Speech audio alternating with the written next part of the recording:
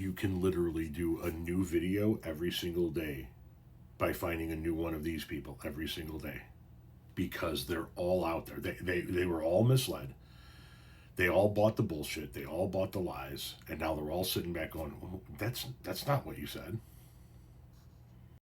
So the big, beautiful bill did pass today, and I just feel a little misled. I don't know if I'm the only one, but I was under the impression there was going to be no tax on overtime, no tax on tips, no tax on Social Security, which would be huge for the middle class, right? But after reviewing what actually did pass today, there's a cap on all of that. And you don't get this deduction until you file your taxes. Okay? So your paycheck will not change. You're still going to get the same taxation, all right, throughout the year. And then when you go to file your taxes, for overtime, you get $12,500 deduction, which if you work in the overtime world, you know that's not much. That's not much at all. These guys and women kill themselves for this overtime, and they get taxed heavily. Believe me, I'm married to one. It's rough. Now, no tax on tips, $25,000 cap. I think that's pretty good. I'm not too angry about that. Social Security, $6,000, which I think is extremely low. But anyways, regardless, what are your thoughts? Did you think, I thought it was going to be on all of it. Federally, anyways. I know that state, like I live in California, I was going to get bent over regardless. But I don't know. I was definitely hoping for a little bit more tax relief for the middle class. I am not being ungrateful. I'm happy that we get any sort of help at all with this. But I feel misled. What do you think? What do you think? I think you feel misled because you were lied to, and you believed it.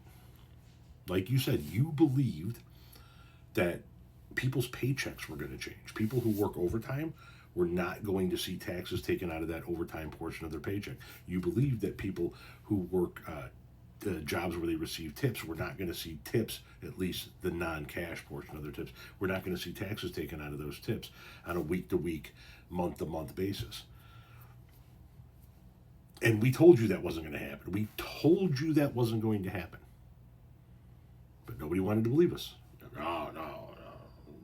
That's what they said. That's what they said they were going to do. Yeah. And they say a lot of things.